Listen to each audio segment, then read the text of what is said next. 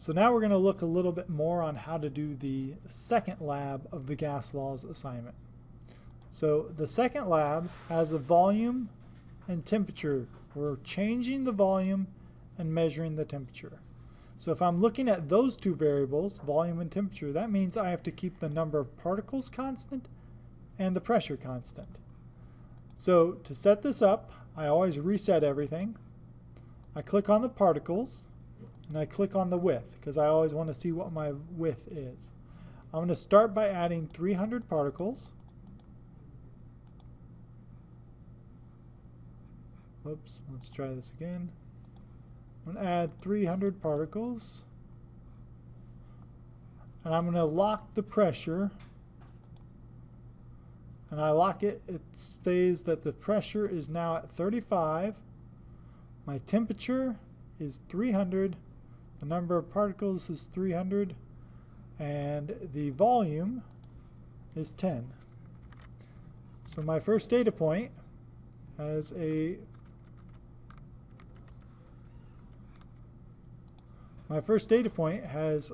volume of 10 and a temperature of 300.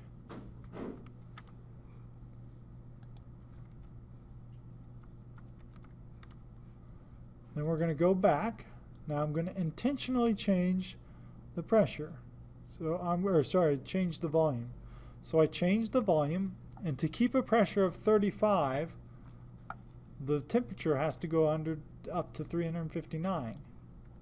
So with a volume of 12, I have a temperature of 359.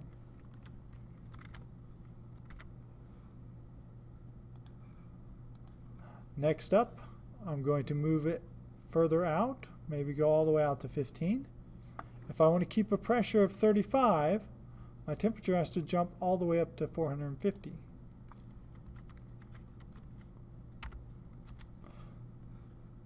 So I'm going to keep doing that until I get 8 different data points, and then I'm able to make that graph. You're going to do something similar on the third graph, temperature and pressure, except if we're changing temperature and measuring pressure, that means we need to keep the volume constant. The fourth one is the most difficult. The fourth one is looking at the number of particles versus the volume. So I'm going to reset this. Turn on the particles. I'm going to start by putting in 300 particles. And again, we're looking at number of particles versus volume. So my constants have to be the pressure, which is going to be 35 in this case, and the temperature, which is going to be 300. Now the problem with our simulator is it doesn't allow you to keep both of those constant. So I'm going to change the number of particles, then change the volume so I get the same temperature, or same pressure. So I'm going to click on temperature. We're going to hold the temperature constant. And I always try and get this back down to 35. So I'm going to add 50 more particles. And when I do that, the pressure went up. We need the pressure to stay at 35. And to do that, I have to open the container up a little bit more. Somewhere around 11.6, I get 350 particles.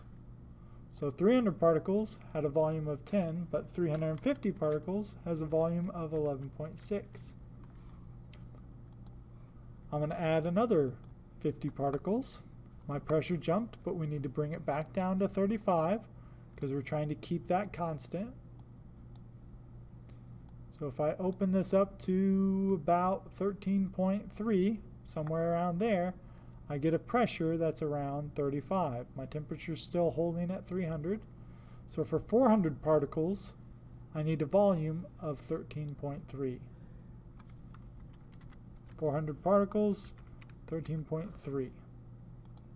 And I'm going to go through and I'm going to keep doing this.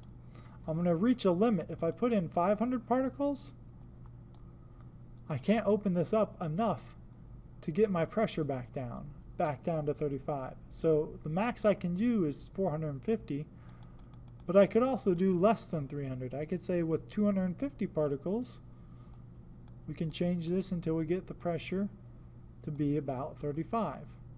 Okay, so change the number of particles, then change the volume so that the pressure keeps going back to 35. That will help you fill out this last one, which is the most difficult. Okay, on each of these graphs, the very first variable is going to be on the x-axis, the second variable is going to be on the y-axis. And you're going to make 4 graphs. I've already made the first one for you, so you have to make 3 additional graphs with gas laws number 2. If you have any questions, don't forget to email me. Otherwise, good luck, and that's due on Sunday.